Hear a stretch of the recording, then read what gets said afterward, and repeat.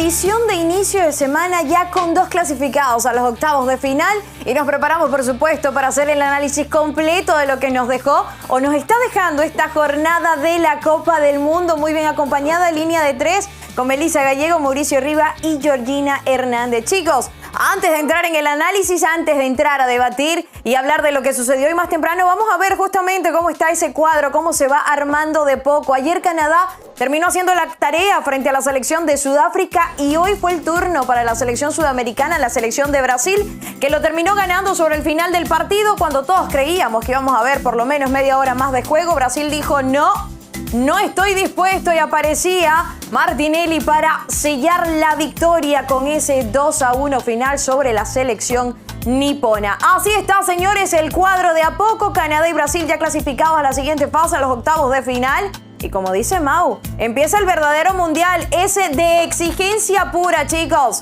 Así que iniciamos con esto y debatimos lo que sucedía hoy más temprano. Gio, una selección de Brasil que por momentos, sobre todo en esa primera parte, se vio complicada. Termina Japón saliendo con una línea de 5 defensores, con un bloque bajo bastante compacto y negándole cualquier tipo de espacio a la selección canariña. ¿Cómo estás?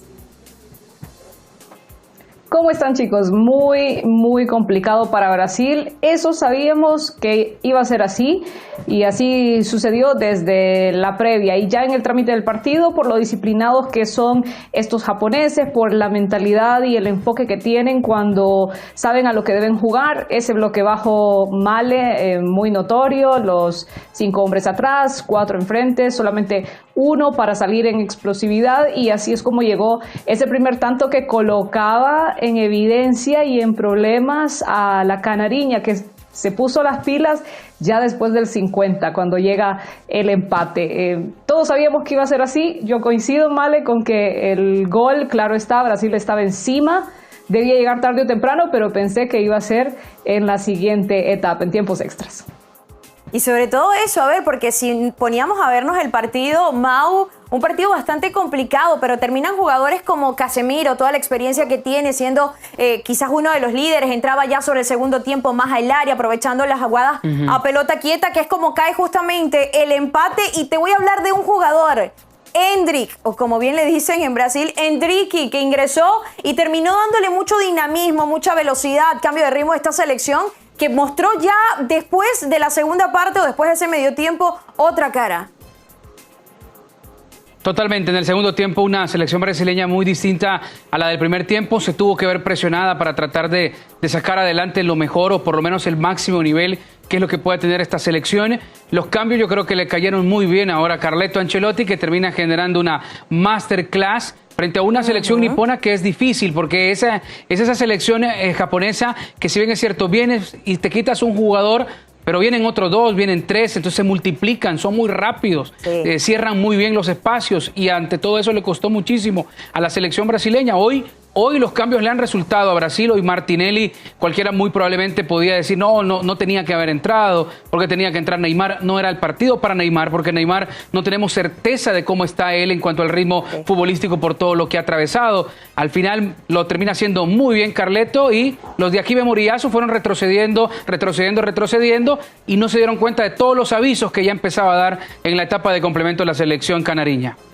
Totalmente, y sobre todo eso, Meli, porque a ver, cuando analizábamos quizás en la previa los cambios que podría hacer Carleto Ancelotti para este partido, creo que a nadie se le imaginó el ingreso de un Martinelli, ¿no? Por ahí quizás teníamos el ojo puesto o la expectativa puesta en otro jugador, por ejemplo, por supuesto, un Neymar. Termina Martinelli ingresando, siendo referente e importantísimo para esta selección de Brasil. Cómo se pica el espacio, esa jugada, termina consiguiendo la pelota ahí en el área chica para poner finalmente la cerecita del pastel, esa que hacía falta a solamente unos minutos de tener que ir el juego a extremis.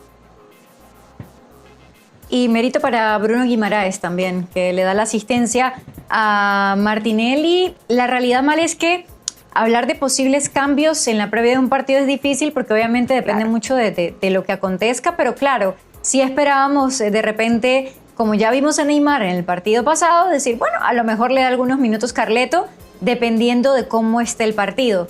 Lo bueno para Carleto es que hizo la lectura correcta y con los ingresos del banquillo, ya lo decías, sobre lo de Endrick, de la dinámica que le terminó dando al equipo en ataque, porque la realidad es que el primer tiempo Brasil estuvo casi nulo en ese aspecto. Claro. Y también creo que contó con la ventaja de que Japón se empezó a caer en lo físico y que Japón es una selección que es muy animadora en los mundiales, que a todos nos cae súper bien, pero que le falta esa jerarquía también, ¿no? Una jerarquía que, por ejemplo, un jugador como Casemiro, que quedó en la jugada del tanto de Sano porque no logra seguirle la marca en la velocidad y queda retratado, digamos, en la foto, pero que luego aparece con su jerarquía y con su experiencia para marcar el gol del empate. Entonces, esas cosas son las que hoy a Brasil le permiten estar viva todavía, porque todos sabemos que en lo futbolístico aún nos queda de ver, pero que para Carleto no importa hoy por hoy a qué juegue Brasil, sino que gane los partidos. Totalmente. Ahora, recuerdo las palabras, Gio, de Wanchope hace unos días atrás, que nos decía, no le den vida a Brasil, cuidadito con Brasil, si bien es cierto, todavía nos deja muchísimas dudas, o deudas si quieres, y cabe la palabra, pero esta selección de Brasil la conocemos, sabemos que apenas agarra un poquito de electricidad, un poquito de energía, un poquito de ponche anímico, no la para nadie. Y es una selección muy de momentos, porque todavía le falta mucho por construir a Ancelotti. Yo creo que la palabra está en lo que decía Yameli, jerarquía, porque al inicio, por ejemplo, vemos cómo llega ese gol de Sano, el contención, que recupera muy bien en la media, y desvela mucho de los errores de Brasil en la defensa, porque avanza tantos metros acompañándose de una marca que termina por hacer nada más que sombra, no le incomoda en lo absoluto, termina definiendo muy bien Sano ese gol que le daba a los japoneses ese ánimo también que muestran cuando enfrentan a grandes equipos. Ya lo habíamos visto, de hecho, en un amistoso que tuvieron en octubre del año pasado, Japón ganándole a Brasil, otra Brasil quizá con otros jugadores y en otro momento, pero sí que es una selección muy dura que iba a poner a prueba precisamente eso, tu jerarquía, porque si algo tienen los japoneses que es interesante ver, es ese enfoque en la forma de defender y venir desde abajo. Lo vimos en la fase de grupos, cómo se reponían. El empate sabíamos que iba a ser la oportunidad para Brasil de demostrar esa jerarquía y por supuesto la calidad de futbolistas que tiene yéndose hacia el frente, pero hubo más cosas interesantes. Por ejemplo, Suzuki tuvo muy buenas tapadas, Taniguchi creo que fue el central que termina por sacar también una pelota en una de las pocas salidas sobre que Suzuki tuvo mal.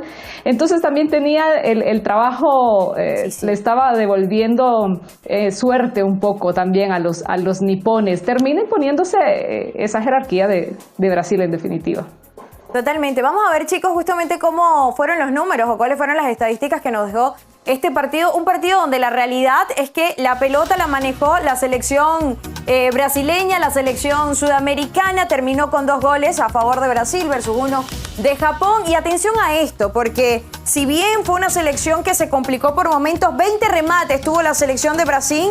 De esos fueron 7 al arco versus 5 remates de Japón, 2 al arco. 6 tiros de esquina para Brasil, 2 tiros de esquina para Japón. El 60% de la posesión la tuvo la selección brasileña versus el 40%, 2 amarillas para la selección sudamericana y 3 amarillas, que es curioso incluso para la selección nipona. Mau, vemos estos números, a ver, y sabemos cómo a lo que juega Brasil que por lo menos en esa primera parte no pudo hacer tantos pases entre líneas, se complicaba Paquetá, se complicaba incluso Guimaraes, más allá de que Casemiro estuviese mandando o liderando ese medio. A Paquetá. Complicaron, exacto. Pero es interesante la reacción que tiene este equipo, cómo salir al segundo tiempo con otra cara completamente distinta y resolver el partido. Sí, muy probablemente todo está en la mente, todo está en lo que se hable dentro de la mitad del tiempo, en ese entretiempo donde Carleto muy probablemente les puso las cartas sobre la mesa y les dijo, muchachos, no estamos haciendo lo que por lo menos podemos intentar. Ellos mismos saben que no son esa selección brasileña. Los brillantes estaban en el palco, o sea, como recordamos a Bebeto y su celebración allá en 1994, como recordamos también a Ronaldinho en Francia 98, en mismo Corea-Japón 2002, Rivaldo. O sea, no tenemos esos jugadores brillantes de los cuales aquí su servidor pues se enamoró mucho desde el 94 hasta después después. No tenemos ese tipo de jugadores, entonces tienen que redoblar esfuerzos, ser más verticales, tratar de buscar la velocidad de Vinicius, que hoy iba a ser un golazo, pero Suzuki termina metiéndole la mano a esa pelota que termina pegando en la candela, iba a ser un golazo. Entonces, te das cuenta, 705 pases a favor de la selección brasileña por 331 de la selección nipona. Estamos de acuerdo quién movió totalmente la pelota y eso se gana en el segundo tiempo. Por eso está muy bien dicho, Male, que tú digas que fue una cara muy distinta a la de Brasil en la etapa de complemento. Si ya tenés la chapa, si tenés el peso de la historia, pues anda a buscar por lo menos un resultado positivo y eso fue lo que terminó haciendo la selección de Brasil. Sin brillar, pero ahí está ganando, ¿no? Justo, sin brillar mucho, porque a ver, hay una realidad, Meli, y es que a esta selección de Brasil no le sobra. No le sobra nada. A ver, está con lo justo, juega con lo justo, incluso tiene lo justo mucho dentro del banquillo, pero termina resolviendo las cosas por jerarquía, si quieres, por orgullo, por esas ganas o ese objetivo que tienen de conseguir la sexta estrella, que a ver, en palabras se dice fácil, pero se sabe el trabajo que eso significa. Y sobre todo, Male, hasta dónde le va a alcanzar, ese no le sobra mucho. Porque ahora está en octavos de final, se enfrentará al ganador del partido entre Noruega y Costa de Marfil, pero después de ahí si sigue avanzando pudiese, si también los ingleses hacen lo suyo, cruzarse con Inglaterra, y digamos que si gana pudiese incluso cruzarse Argentina, con un hipotético Argentina, si Argentina hace el trabajo también, ¿no? Porque por ahí anda Colombia en el camino. Entonces, yo creo que al final ahí es donde realmente vamos a ver de qué está hecha esta selección de Brasil. Más allá de lo futbolístico, que ya sabemos que nos queda en deuda, es hasta dónde le va a llegar la jerarquía, hasta dónde le van a llegar las individualidades y hasta dónde le va a llegar el peso de un entrenador que tiene tanto manejo como lo es Carlo Ancelotti. Es un gestor, sin lugar a duda. Un gestor, sobre todo esas individualidades. Exacto, que decía hoy Carlo Ancelotti en conferencia de prensa cuando le preguntaron justamente por Neymar, ¿no? De si hubiese podido salir y demás, y él decía, si nos íbamos a la largue, Neymar iba a salir. Neymar era quizás uno de los cambios que iba a hacer el italiano para afrontar esos últimos o esos 30 minutos de más en este partido. Sí, y puede ser, a ver, puede ser que el partido no sea para el tipo de futbolista que es Neymar, pero puede ser que en definitiva pudiese aliviar Neymar con la marca a alguien como Vinicius, porque lo que mirábamos, por ejemplo, es que a Vini le hacían superioridad en marca todo el tiempo. Este gol que nos perdimos, que ya recapitulaba Mau, iba a ser un golazo impresionante porque era un desfile de gestos técnicos de Vinicius desde la media de la cancha, en cómo hace el amague, cómo avanza, luego que cómo sigue tiene siendo tres el más desequilibrante de los japoneses, a pesar de que hoy no marca, y vuelve a hacer el regate, Sí, pero después siento que abusó un poco Vinicius y la marca ya lo ahogaba. Sí, ya lo ahogaba. Yo creo que esta Brasil necesita todavía más orden de Carleto. Te decía lo de que a Paquetá lo complicaron porque lo complicó un mismo compañero con un balonazo, pero obedece a esa ansiedad que les daba por el ataque desordenado. Los nipones eran mucho más ordenados en eso y ya sabemos que es una característica de los brasileños, un fútbol un poco impredecible por las ideas y porque piensan muchas veces rutas distintas a las que nosotros pensaríamos hacia dónde debe ir el balón, hacia dónde abrir el juego, etcétera. Pero eso puede que encuentre un poco de desastre, ¿no? Y es lo que le pasó a Brasil.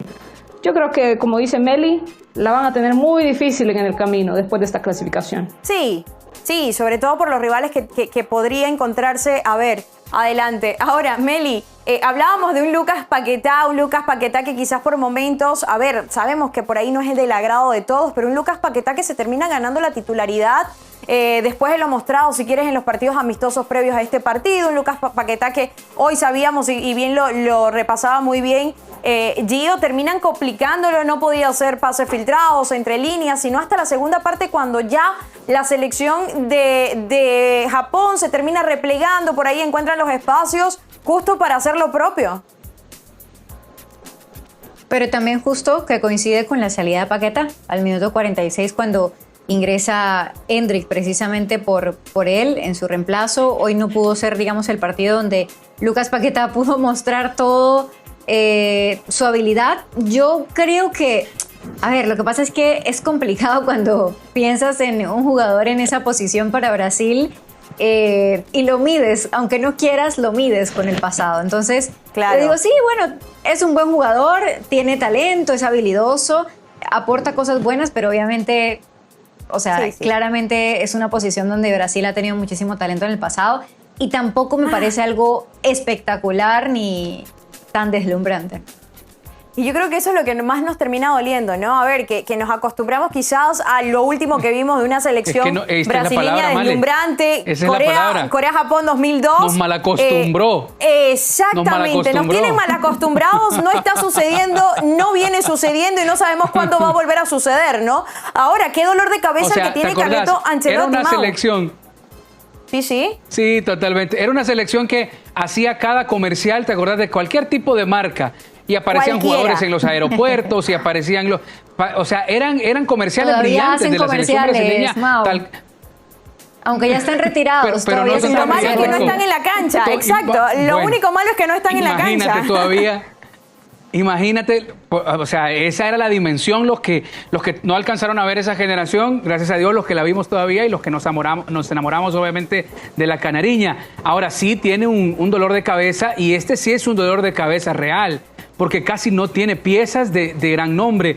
Y también hay que achacarle un poco la responsabilidad, porque Joao Pedro encajaría muy bien y se necesitaría mucho de él en esta selección. Si yo saco totalmente a un Igor Thiago que no te ayudó y que no te colabora mucho y llevo a un jugador de este calibre que se quedó lamentablemente fuera de la nómina. Hay varios que tienen sus pescaditos y Carleto también tiene el suyo, ¿no?